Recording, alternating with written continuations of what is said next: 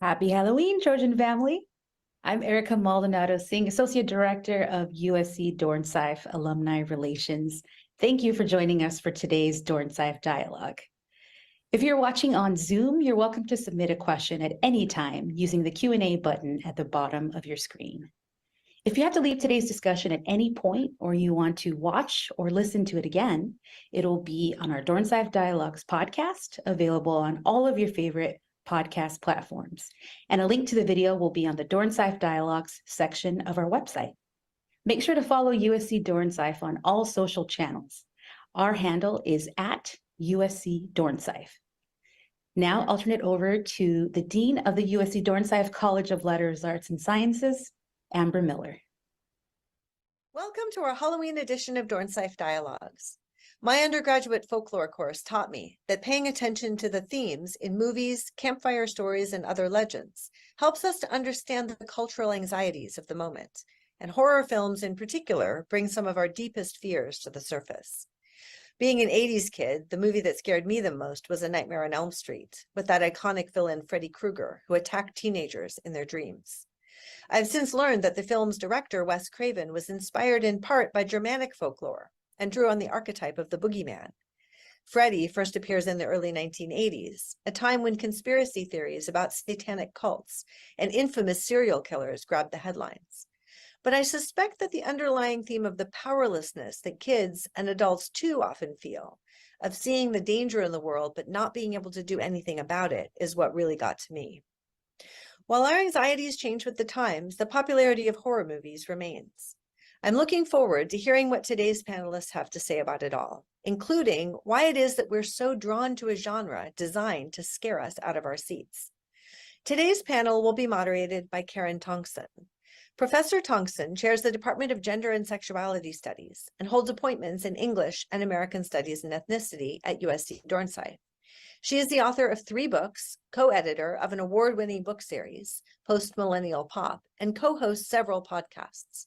So I'll pass it off to Professor Tongson's capable hands, and she will introduce today's panelists. Thank you all for coming and enjoy the panel. Thanks so much, Dean Miller, and we're delighted to all be here today to share in the spooky thrills of Halloween, as always. And it's my pleasure to introduce our panelists who have so many things to say about horror from so many different angles. First is Professor Leo Brody, my dear colleague, a professor of English at USC Dornsife and university professor, as well as the Leo S. Bing Chair in English and American Literature. He teaches 17th and 18th century English literature, film, history, and criticism, as well as courses on American culture. And he's published a range of books, but most relevant today, of course, is Haunted, on ghosts, witches, vampires, zombies, and other monsters of the natural and supernatural worlds. Another panelist here in the top, I guess that's the left-hand corner, is Professor Rebecca McKendry, who's an adjunct assistant professor at the USC School of Cinematic Arts, where she teaches directing, horror film history, and genre film production, which is very exciting. And her doctorate, so she spent her entire time cultivating her degree on horror media. And so I'm really excited to see what she brings to the discussion. She's also a writer and director of 4 feature horror films, and she previously worked on the business side of horror as an executive for production companies like Fangoria and Blumhouse. And last but certainly not least, is Anna Zlokovic, who is an award-winning writer and director whose work has screened internationally at numerous festivals, including the Sundance Film Festival and South by Southwest. In fact, some of you who are here may have even seen her debut feature film, Appendage, which was just released on Hulu this month. She was named one of IndieWire's 28 rising female filmmakers to watch in 2023. And of course, we're delighted to welcome her back here to USC, where she's an alumna of the School of Cinematic Arts, when she also holds a bachelor's degree in cinematic arts, film, and television production. So welcome panel, welcome everyone. And just sort of following up on where Dean Miller left off and sharing the films that most scared her as an 80s kid.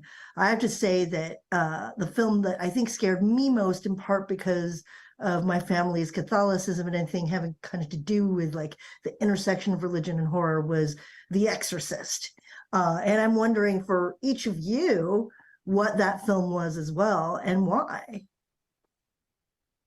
Let's start with, go ahead, Rebecca. I'll jump in. And I do think that a lot of kind of what scares us is based on our own personal backgrounds, because I don't want to say raised devoid of religion, but it definitely wasn't a thing in my parents were ex-hippies. Like, we just didn't have kind of a religious background in my house. It was very much kind of, believe what you want to believe type growing up. So I remember seeing The Exorcist and it not having much of an effect on me. It was very much like, what's up with the girl tied up in the bed? Like, she's tied up in a bed. She's not doing anything. But like the cerebral cosmic horrors of kind of there's something bigger in the universe that you don't understand were the ones that always hit me the hardest. Like the first one that I remember having kind of a lingering lasting effect on me was Jacob's Ladder in the 90s, being one that, like, I was thinking I was probably in like 5th or 6th grade and thinking about it for days afterwards and deconstructing it. And yeah, it's one that I still find has a big impact on me. Leo. Oops, I think you're muted. That is the greatest horror of Zoom, of course, as everyone knows. Exactly, being muted all the time. I'm not exactly sure, I mean, I've watched hundreds, who knows, thousands even, of horror films and TV shows and things like that. And I don't know what really scares me about them. It's just going into these other worlds, where the normal way in which we see things, the normal reality is just either turned upside down or non-existent. And that in fact, these kinds of spirits exist. I mean, actually, the kinds that, in a certain way, that move me, let's say, rather than scare me. Something like the Nicole Kidman movie, The Others, say, which is a wonderful movie. And I also like, and in terms of more schlocky movies, I like Troll Hunter. About the kids in the Scandinavia, somehow going around looking for trolls that still exist somewhere. So there's that mixture of a kind of reality and a kind of irreality that really is what attracts me to horror.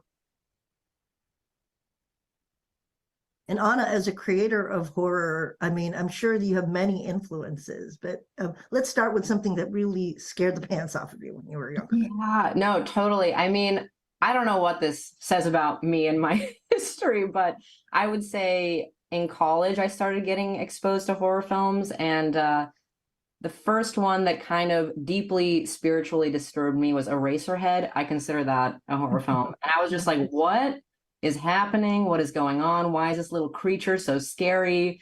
And, I think it speaks to parenthood and so many things, but it opened up what movies could be and what horror movies could be for me. And I think it's stuck with me even today. I rewatch it now and I see a bit of humor in there, and I kind of am like, oh, this is a little more playful than I remember it. And maybe I've changed as a person, which is kind of cool. When you watch horror, you also grow with it. But when I was like 18 and watching that, I was like, I couldn't move for like a week, I think.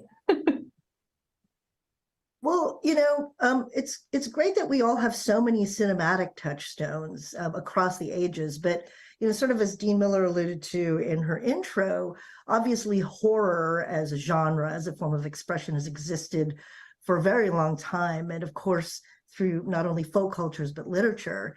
And Leo, as someone who studies horror at the intersection of literature and cinema, I'm wondering, sort of what some of the origin points you would bring out for us are. I mean, for me, I know, of course, the famous story of the creation of Frankenstein by Mary Shelley, when she and Byron and Percy Bysshe Shelley and a bunch of other writers were kind of gathered together trying to tell the scariest ghost story, which resulted in Frankenstein in 1818. But what are some of the other kind of key touch points that like really made this genre rise in popularity? Well, horror literature certainly just basically, in a sense, wakes up in the late 18th century. And it's part of a whole kind of literature of that period that wants to excite emotion of one sort or another. There's pornography that in this period, this exciting sexual feelings. There's horror, exciting feelings of fear. There's sentimental fiction, which wants to make you cry there. So it's a revolt against the kind of more rational, more narrative, straightforward literature, and trying to put in its place. I mean, in part we call it romanticism or pre-romanticism as part of the period there, but wants to put in its place a literature that evokes emotion in the reader, that engages the reader in that way, rather than the reader just kind of sitting back and absorbing words there. But these words have power, and power to create feelings. And even in the sort of cinematic history of horror, I think so many of us like think about or point to, everything from the 1970s onward, really. But in its very origins, cinema itself comes from a place or a seat of horror that elicits emotions, right, Rebecca? Like, you have all sorts of examples, I think, from the inception of cinema that bring this to us. Yeah, and Leo definitely touched on this, that the kind of old saying is that as soon as man invented or we'll say as soon as a person invented the video camera, that the very first thing that we did with it was make a horror film and shoot a porn. And I'll also say, and the Lumiere brothers were like doing fun little videos, including cat videos. So we made cat videos as well, as you should. And but yeah, like, even if we're looking at like some of the earliest stuff that was ever made, that was kind of the very first kind of fictionalized films, short though they be, we were looking at a lot of the speculative fiction that was coming out of the late 1800s. One of the very first examples of kind of what I'll call a horror film, or at least what I teach in my class as a horror film, was Edison, and he decided to recreate the beheading of Mary Queen of Scots. And he's using like a locked off shot, and you see the blade fall, and then you see a fake head fall into a basket. So we're like getting gore films straight out. We see a lot of kind of Abraham Merritt and other speculative fictions kind of coming out right in those early years. There's an early version of Frankenstein that gets made. And a lot of this stuff is lost. We only have kind of record of it or bad footage of it, but it's all kind of, we're seeing the heavy horror trends of the late 1800s become the early film trends of the early 1900s. That's incredible. Again, just sort of the very first opportunity people are given to shoot video, to shoot moving images, that we have that pull, right? Mm-hmm. I guess as a creator then of film and of horror, Anna, I want to ask you, when did you first turn to the genre as a place where you wanted to create, where you wanted to be a cinematic artist? Wow, that's a great question. I mean, I kind of, to piggyback off of what everyone is saying, I guess my personal origin story with the history of cinema and where I kind of grabbed onto it emotionally was with monster movies and monster stories, and this sort of idea of, I guess, feeling othered and like feeling like a monster yourself, but having humanity. And so I was really attracted to the Universal monster movies that first started coming out. Like we have, The Phantom of the Opera, Frankenstein, Dracula, all these sort of early movies, and Boris Karloff playing Frankenstein and adding so much humanity to, a monster that everyone is kind of like, get away from me. And you're like, no. So I think that's sort of where I, as a creator, kind of fall into that sort of pocket. And that interests me, continuing into making more monster movies, or even stories like The Exorcist, where, you see a young girl turn into a monster and suddenly it's like all your worst fears about what a child could be are in front of you. And I find that to be really fascinating and emotionally intense. It's true. I mean, you mentioned Phantom of the Opera, which I've consumed in every possible form, from the Gaston Leroux novel to like the early films to, of course, the Andrew Lloyd Webber musical, which as a member of the LGBTQ community, I've always said that like Phantom of the Opera was actually, the musical was one of the things that most sort of resonated with me, even as I was coming to terms with my own identity. And each of you have brought out the fact that, the horror genre is so often a social means of coping with anxiety about strangeness, about otherness. And I just sort of wanted to invite each of you, and maybe I'll go back to Leo here for a moment, to just sort of talk about, an example where we're wrestling with, a major sort of social anxiety or historical or political anxiety through horror. Leo. Well, it's really a fascinating question, and it's also a question of, to what extent the relationship of horrors in the outside world. What is that relationship, horrors in the outside world, to horror films or horror literature or something? That is horror literature, horror films a kind of purgative in some way? Does it allow, in the midst of, let's say, all sorts of, worldly tumult, wars, violence, and things like that, to be able to see a film is to see something with a beginning, middle, and end. That's something that is packageable, something that, you might be scared, it comes out, but somehow it has a story, it has a narrative to it that's satisfying in that way. So you're scared, but at the same time, you're relieved also, I think, in one other way. So, I mean, again, there's, we've all been talking about it, Karen, you mentioned it too. It's like, the way in which horror, certainly horror in its beginnings, is always about the other, about otherness, about Frankenstein or Dracula or Mr. Hyde or whoever it is. And to what extent that otherness is part of us, or to what extent it's out there somewhere. So, I mean, there are kinds of, if you look at, say, the 19th century, and the kind of beginnings of a mass economic civilization in England and the United States and, in Europe particularly there, where does the individual fit into that? Is the individual always going to be separate from that? So, I mean, all these kinds of horror stories explore that. And I think it's something that's still with us, to the extent that, in fact, figures like Frankenstein or Dracula, are still appealing to audiences. Yeah. Yeah, Rebecca, you want to follow up with it? Yeah, so completely going along with that. So you can actually track horror trends across all of film history in relation to what was happening in society. And there's usually a couple-year gap, but you will always see horror films get incredibly violent after we've had some type of national trauma. Right after Vietnam War, we get some of the most violent horror films ever made. They also get postmodern, where they don't have an ending, where the characters have survived, but at what cost, where everybody's just left insane at the end. And then we see it again right after 9/11, where that's where we have what we call our torture porn cycle, comes a couple of years after that.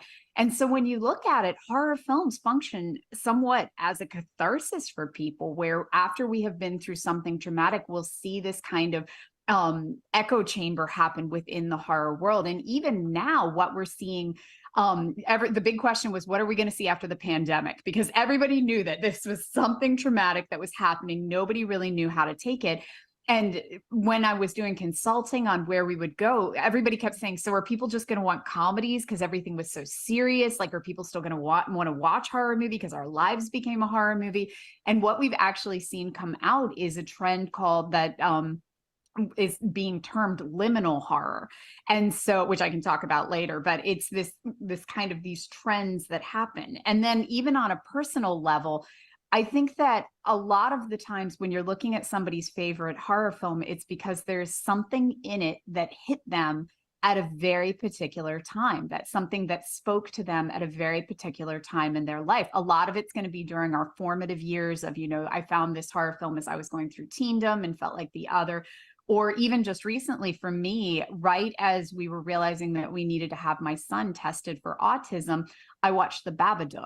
And it was just one of these of seeing this mom battle what is considered to be normal with a child, and realizing that her child is something else and that he's not communicating the way that she is. And it was so effective for me that it has, I sobbed after watching it, because it was just like staring at my life as told through coming to terms with the monster and kind of embracing it. And so yeah, like that is where I think a lot of our personal horror predilections come in, is something that scares us, but it allows us to come to terms with it on screen. Yeah, And I love, I'm going to bring you in just a second, Anna, because I wanted to at least flag the fact that both Leo and Rebecca talked about, horror itself as a kind of encounter with what's normal or in relation to the normal, and or desiring maybe some way of returning to normal after, these different eruptions and other kinds of, I guess, like really kind of difficult and wrenching realizations. But Anna, obviously I want you to answer this question, but I also wanted you to sort of revisit something that you said about empathy a little bit earlier, right? And that how, even as horror exposes us to the encounter with the other or somebody who doesn't fit in, right? Or someone who kind of upsets the order of things, that one of the things that drew you to it was your own empathy, or like how it elicited that empathy. So I just sort of wanted to invite you in your answer to bring that back in as well. Yeah, absolutely. I think, it kind of this all sort of reminds me of the importance of horror as, I don't know, a form or a space to grieve or to process things emotionally on an individual and a societal level. And I think empathy is a big part of that. You see things that scare you and maybe about yourself in a horror film, and you're like, oh, well, I can't be the only one that's feeling this because this movie exists, and look how many fans it has, and look at all of us in this theater enjoying the film. And I think that is very, very important. And I think helped me throughout my life as well. I watch a movie like Raw, which is, a movie about a cannibal college student, and I'm like, yes, I relate. We all have, as we're discovering ourselves, we're 18, 19, like you feel like, is this normal what I'm doing, eating this person, but like, am I normal? Am I not normal? Like, okay, well, she's eating a person, like I kind of relate to that on like a freak level, but like after the movie's over, you're like, okay, like I feel like I've experienced something, I've put myself through something, and I've come out on the other side feeling a little more whole. And I think that's really cool. I would say something connecting what Rebecca was talking about, and Anna as well. And this whole question of the relationship of the horror film to what's happening outside the horror film in the rest of the world, that creators of horror films, writers, directors, people like that, are sort of like antenna. They're the early warning system for things as well, because when the film comes out, it's because it's been in production for 2 or 3 years before that in any case. So they're the ones who see it somehow through their own sensibilities, their own creativity. What is going to bother people or in 2 or 3 more years, or as a trend. Right. I was remembering, Rebecca, you mentioned something also that's happening, a trend right now of like grief porn. Trauma porn. Yeah, that we saw yeah. that I feel like Hereditary and Midsommar kind of were our first out of the gate, but then we saw a huge onslaught of trauma porn. Yeah, and it's interesting. I feel like there's so much grief in the world right now. You're talking about, post-pandemic, and there's so much pain and grief. And yeah, there was like an antenna situation going on there as well, which is kind of interesting to think about. Well, I'm wondering then, we've been speaking kind of broadly about some of the things horror films do in general, but are there any specific films that you think have affected some kind of shift in our sense of, either in our empathy for others, or that brought our attention to a cultural condition or ill or context that, that kind of maybe changed the conversation in different ways? Sometimes it's not always, in the most highfalutin forms that we come to a shift in our understanding of really consequential issues around our world. Do each of you have an example of a film that maybe does that, or that did that for you? Yeah, I can give kind of a positive and a negative version of that. The negative of kind of how powerful a film can be in response to kind of our own psyche and fear. The biggest one's Jaws. Where that impacted and is still impacting entire generations of people, to the point where there was a massive drop in beach attendance those summers after Jaws. There were shark calls. Suddenly everybody was scared to death of this thing that we had been swimming next to for millennia. And so that's kind of the negative effect of how much, if the film is well done, it can truly ingrain a fear, whether it's a just fear or not. It's a great film, absolutely great film. But even, the filmmaker and the screenwriter and the novelist came out and were like, whoa there, this wasn't quite the intended effect that we were expecting. But then looking at like a positive level, I'll cite a movie like Jennifer's Body. Now, when Jennifer's Body came out, it was really critically panned. It didn't hit with fans, but a lot of people like me who had seen it when we were teens and into our 20s, suddenly, like a decade later, we're realizing just how important it was to us at the time, that it did have a lot to say about self-image, self-worth, about sexuality, about trying to figure out who you are. And that even if it did not hit right at the moment that it came out, that it had this kind of resonating effect within our psyche. Yeah. No, I would And I say just saw Anna, so I was Yeah, like, I thought yeah. you fist bump for Jennifer's Body. Karen Kusama's a legend, in my opinion. Totally underrated, amazing director and writer. Leo, I would mention a film that no one would ever call a horror film, but it's sort of like a horror film in certain ways, and that's War Games. And the fear of AI.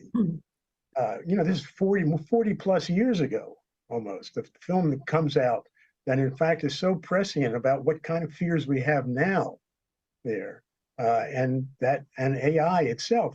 We were talking before, and there's always, whenever a new technology appears, it's being used for horror effects, for horror reason. You have spirit photography, you have TV, it's in a film like Poltergeist, you have videotape in the Ring, things like that. And the idea, and why are these things mined in a way for horror or horror type effects? Because we don't know what they are as members of the audience. We don't know how they work there, and they could be turned against us.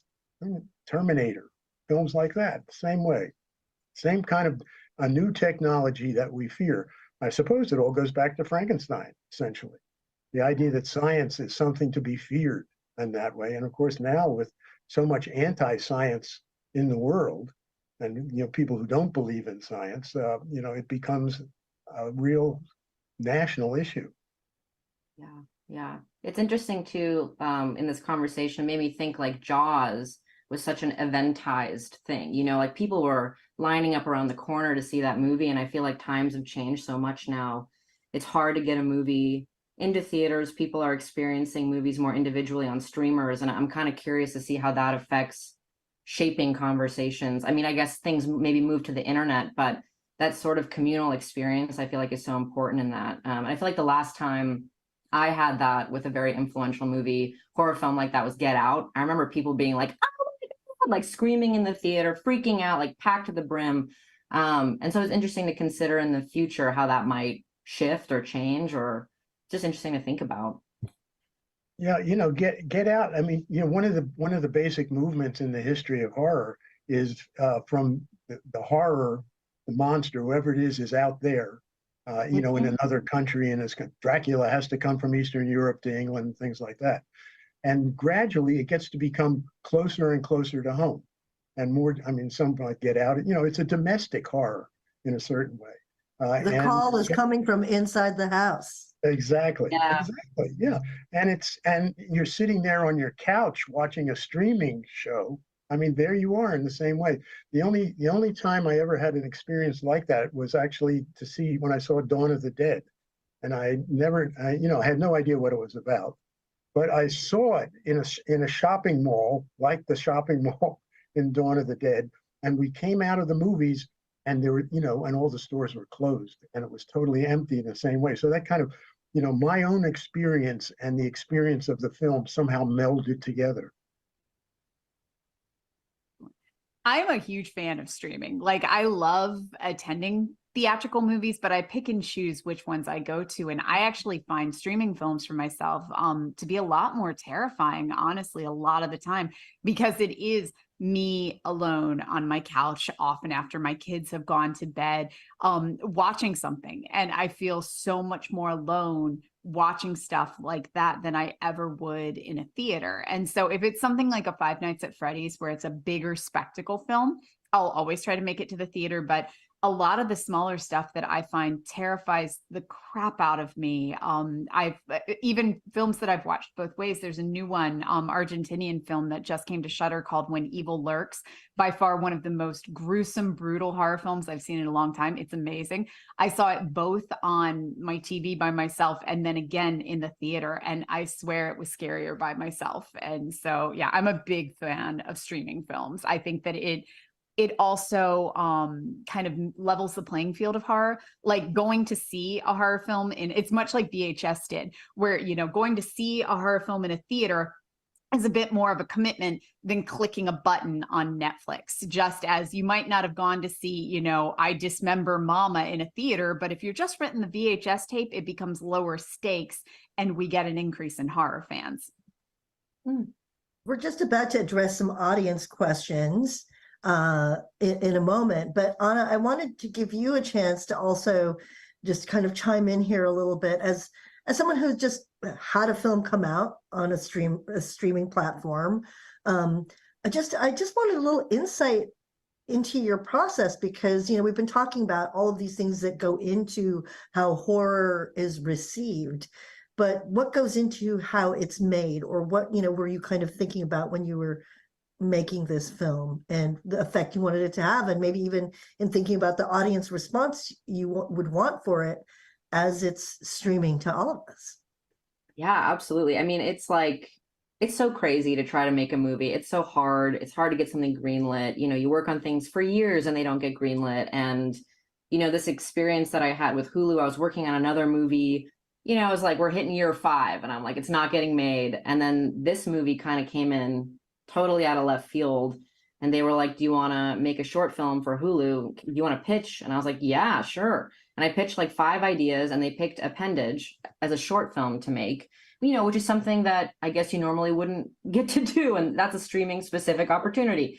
And so I did that and they were like, we really like it. Do you want to make a feature? And I was like, nah, you're lying. Like, not possible, because I've been on this other project for 5 years and I don't see how this is going to happen. And they were like, no. Like, can you pitch it to us in like 3 weeks from now? We're like on a really tight timeline. And I was like, yeah. So I pulled something together really quickly. And then it went into production, you know, 5 months later. I mean, it's the fastest timeline I've ever been a part of. And, you know, you have to try to stay in your artistic zone when you're doing stuff like that. And for me, it was always about mental health. The movie was about, you know, dealing with anxiety and depression and so many things, and trying to both make that disturbing, but also a little bit funny, and capture the sincerity of that experience. So that, you know, I don't know if that would have been possible outside of streaming. You know, the movie doesn't hit like, okay, like, what's the hook? What's the, you know, it's like a weird freaking movie. And that was the purpose of it, was to be bizarre and weird. And it's very, very cool to see how many people it's reached on Hulu.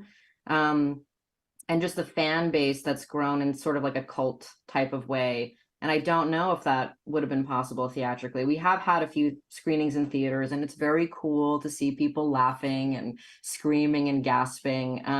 But it's also very cool to see how people digest it on their own on the internet. And so, you know, I agree with you, Rebecca. It's like there's a lot of positives to streaming as well, where you can kind of really process something on your own and privately, and maybe not be influenced by the people around you, but it's kind of a party when you go out. So there's, you know, pluses and minuses.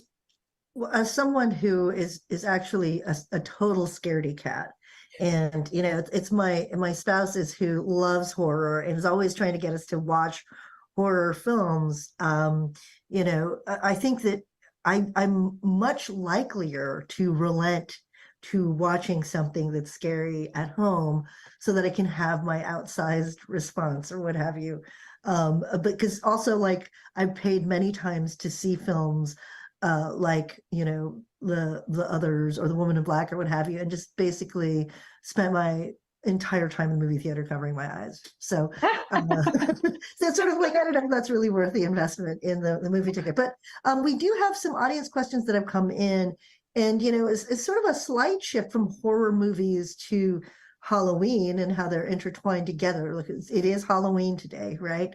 And Cami asks that more and more schools around the nation are halting Halloween celebrations for various concerns, including, putting people and families through unintentional financial or social pressure. There's some concern also about, potentially offensive outfits. There's also, kind of almost a kind of resurgence of different religious puritanisms or what have you, or just because it's too scary. So, and some cities have even banned teens from trick-or-treating. So Cami asks, you think that Halloween is on the decline? And she says, what do you think, or they say, what do you think of the future of my favorite communal creative holiday? Will it be around in 50 years? 100%. It will be around because We're gonna even, keep it alive. and yeah, this is, and I mean, this is like the further bifurcation of America here is kind of what it's boiling down to, because while part of the country is getting worried, and I mean, it's all within book banning as well. Another part of the country, Halloween is big business. Like the amount of money that people are spending just kind of economically on costumes, on decor, on decorations. There's a reason that we, within the last 10 years, have seen the Halloween section at Lowe's, at Target expand and get huge. Like there's a reason people buy $300, 12-foot skeletons and things like that. Now I want one of those, by the way. But it's Halloween is a big business. And the reason is because there is so many people now who have made it an adult holiday as well. When I was a kid in the 80s and early 90s, it was still very much like a kid's holiday. There was not a lot of adult decorations. People weren't decking their houses out. That's completely changed now. I live in the middle of Burbank and every other house is like fully done out. So Halloween has financially become a huge thing because people are willing to pay for it, even if another part of the country is not. So yeah, it's gonna lead to, being more, kind of divided in that sense, but I don't see it as going anywhere. If anything, it has increased within the last decade and become a much more kind of generational celebration, not just reserved for kids. Right. I think, Well, David asked the the question. comparison with, Oh, I'm go sorry. I was Oh, going to go say, ahead. If you want to go ahead, chime in. I think the comparison with book banning is very apt in that way. And it's, because it's part of, again, a kind of cultural moment that we're in, that in the most general way is about, the excessive coddling of kids. The idea that kids have to be defended against everything.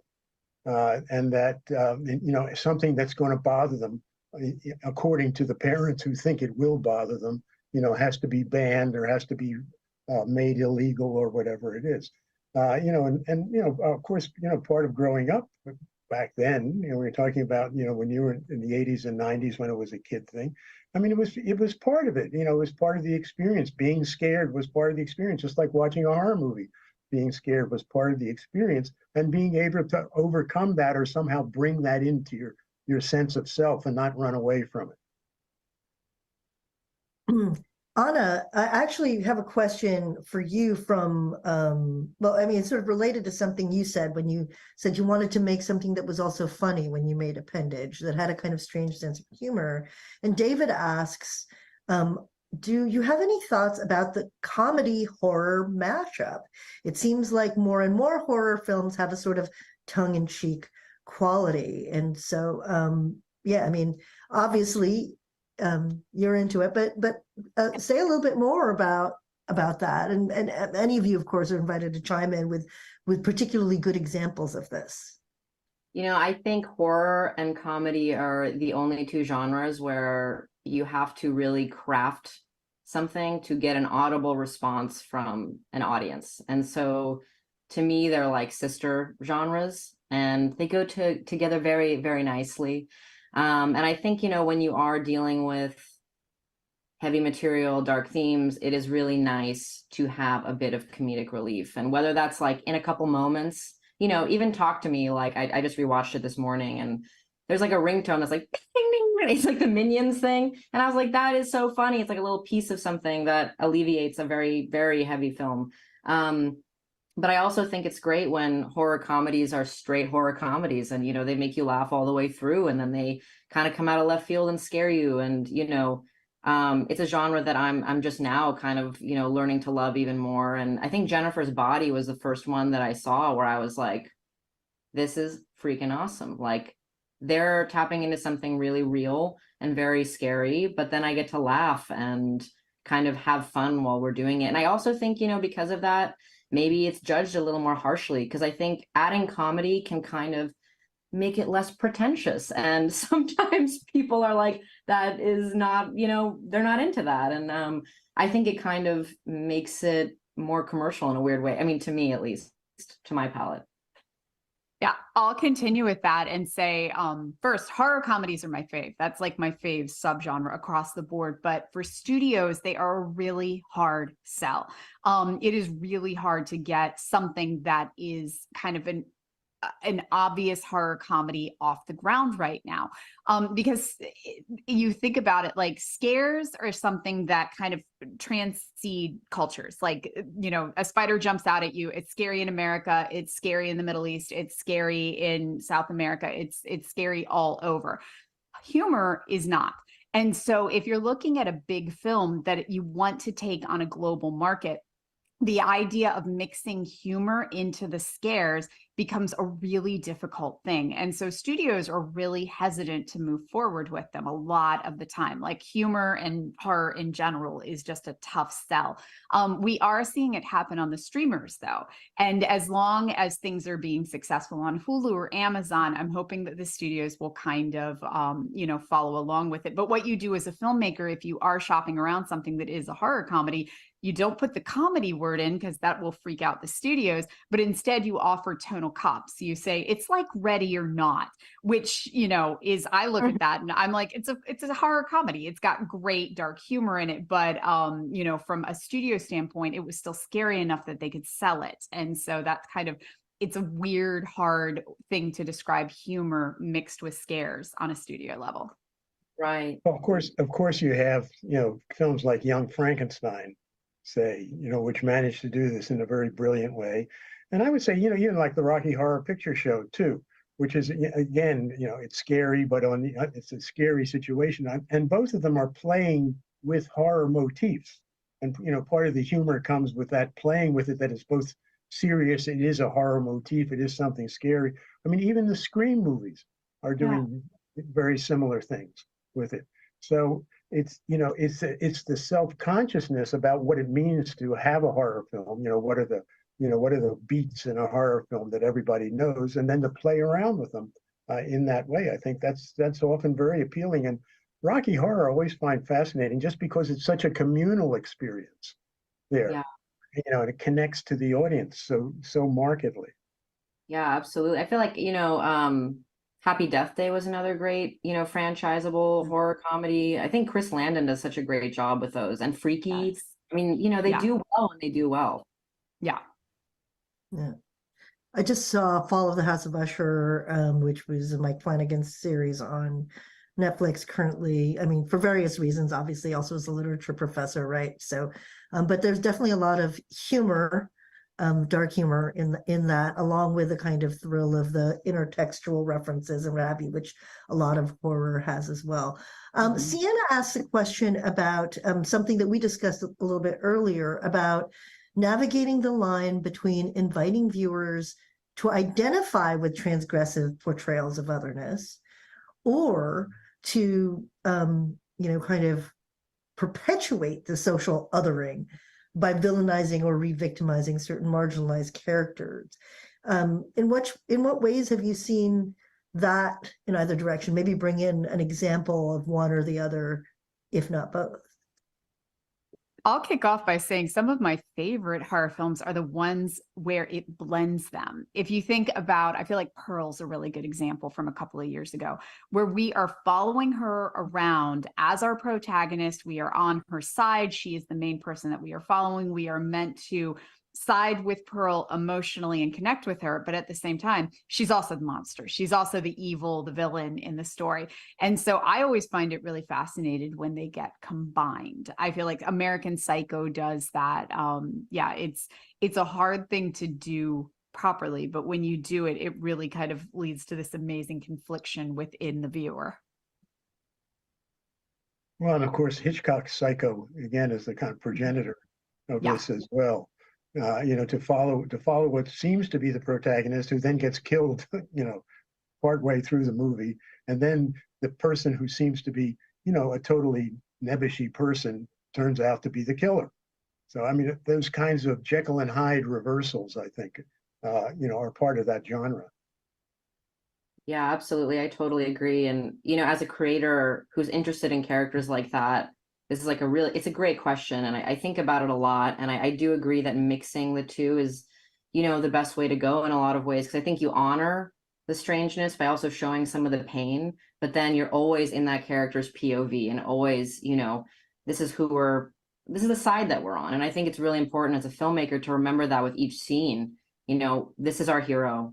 They're going through pain, but this is our hero and we have to stay on board with them. And just balancing those elements is just something that has to always be on your mind, I think. Well, we've talked a lot about different moments where I think that we've seen the originality of horror emerge in various ways, but we did get an audience question, though, about repetition and, the kind of reiteration that we get that's not attributed to a specific asker of the question, but they ask, why is there a draw for not just remakes, but iterating this similar themes with the same monsters, threats, etc.? How do franchises or sequels fit in with the idea of horror as purgative or cathartic? So, it's not just in horror, of course. We do kind of live in an intellectual property world where like the reboot reigns king, but horror in and of itself, I don't even know how many Friday the 13th we have or Halloweens we have at this point, right? Like, what is it about wanting to revisit the same monster, that same figure over and over again? It's Well, not, go ahead, Leo. I'll jump in a sec. Sure. Okay. I would, I think it's not so much about it is revisiting, and it's sort of something that we mentioned, I think, a while ago.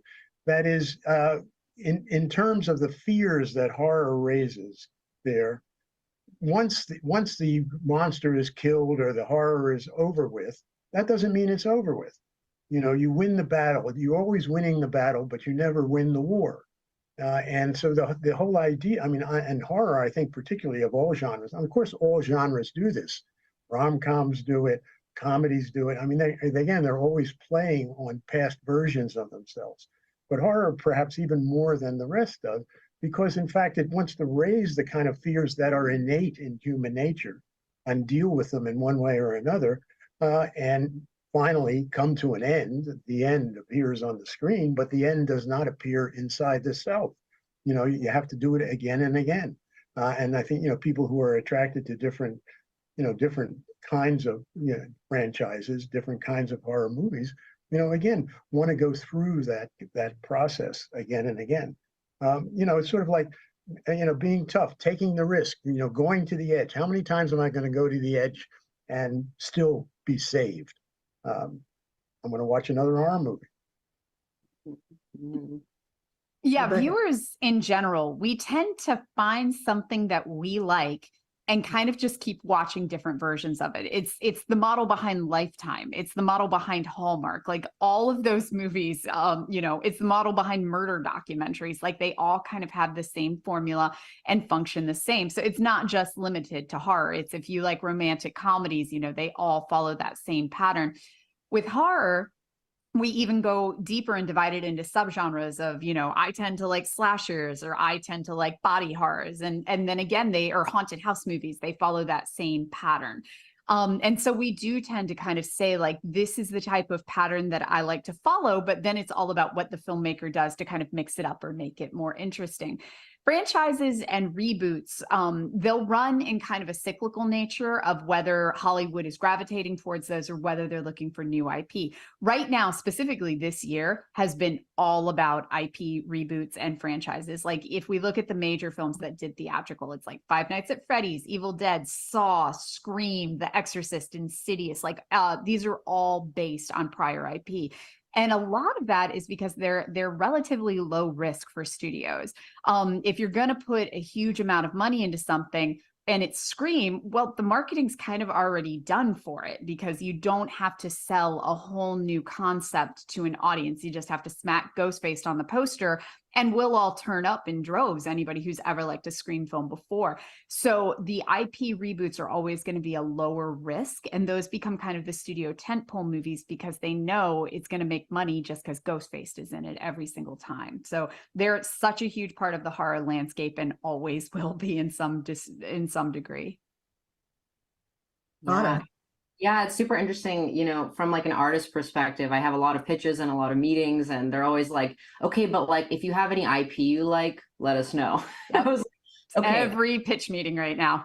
Yeah, and it's so interesting because I get it that you know, it's lower risk, and aside from even tentpole films, I think that's happening even with like 5 million and under movies. They're like, well, is it based on a short story? Is it a book? Is it an article? And I think it just makes studios feel safer, and you know, producers feel safer to have a built-in fan base. And I'm kind of excited about some original ideas and you know, original IP, and I hope that some of that stuff starts getting made, and maybe streamers are the place you know, to do it. So James asks us a question about our favorite go-to horror movies, specifically on Halloween. But before I ask each of you this, I'm going to tell you all a story of something that happened to me on Halloween once, when my wife and I decided to watch Halloween on Halloween at home. And, you know, it's creepy. Mike Myers, sort of like the figure in the window.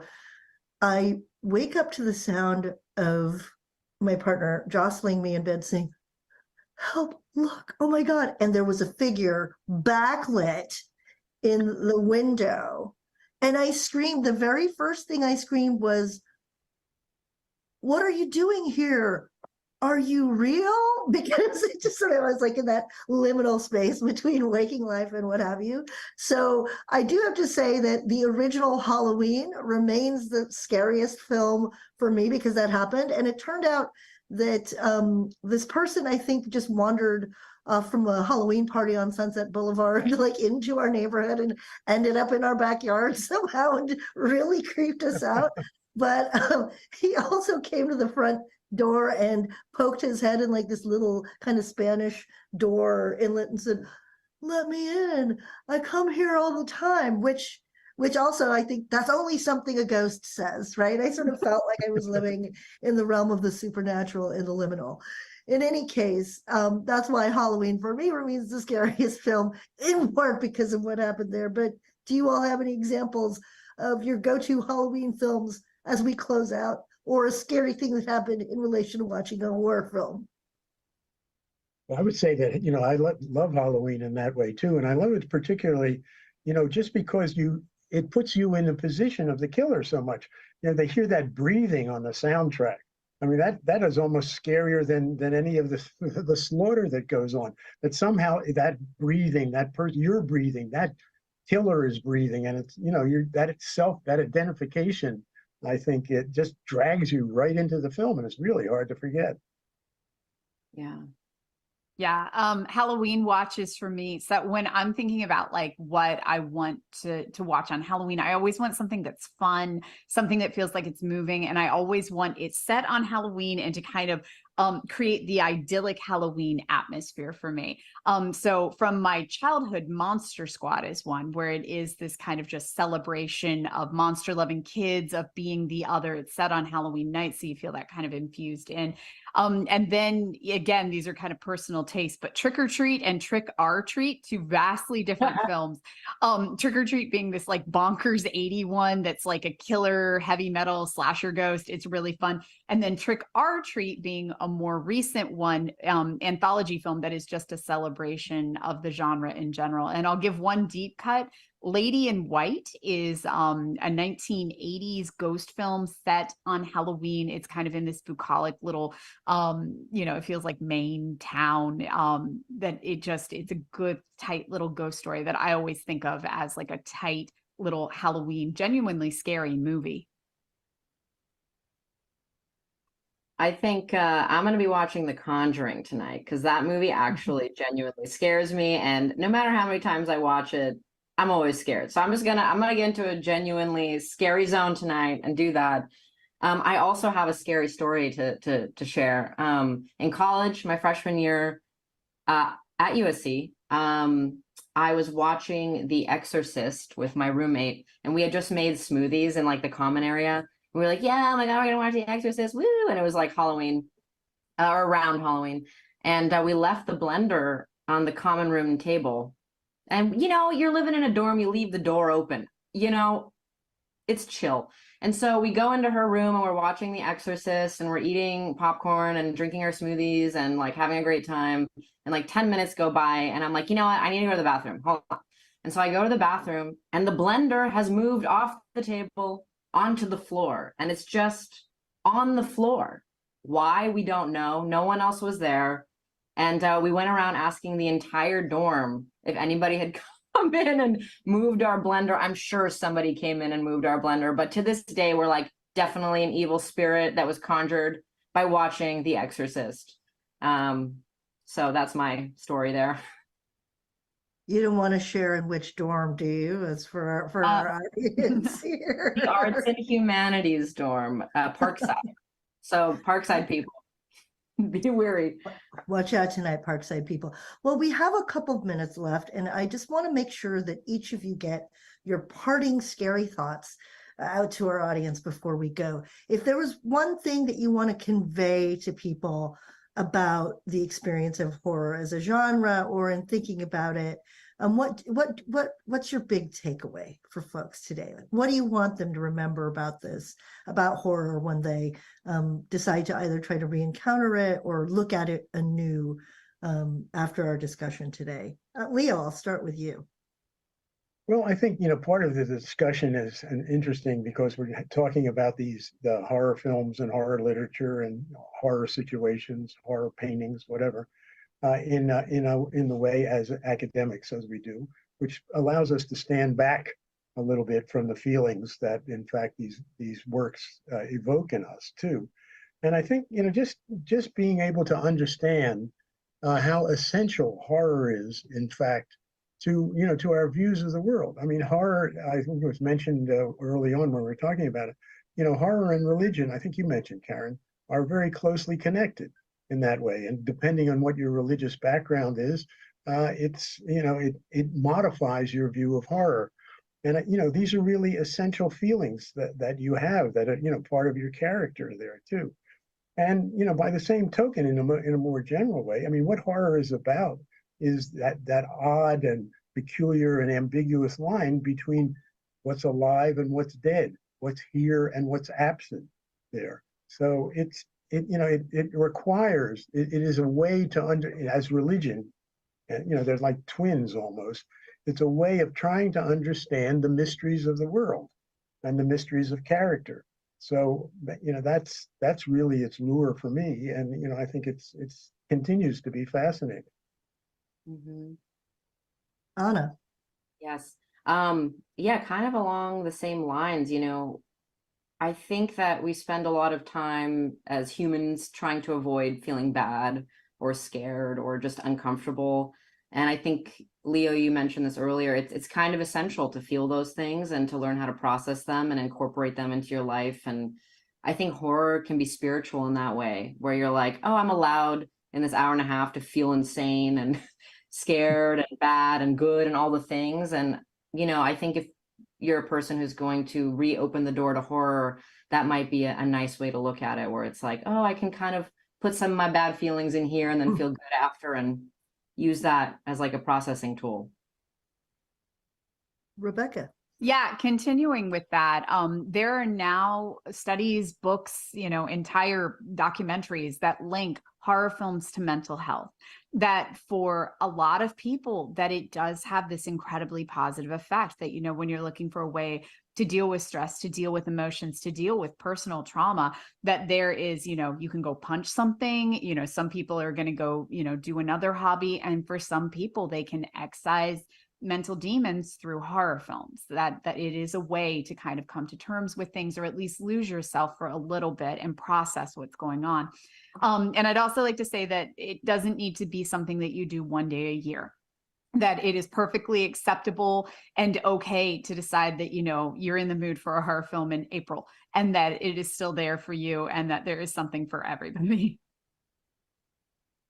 Well, you all have convinced me to reevaluate my own very averse relationship to horror as a genre, and to appreciate it anew for all of the work that it accomplishes in our culture, in our lives, with our mental health, and with the way we relate to others. So I want to wish everyone here at USC Dornsife a happy Halloween once more, and to thank our panelists, Leo Brody, Rebecca McKendry, and Anna Zlokovich.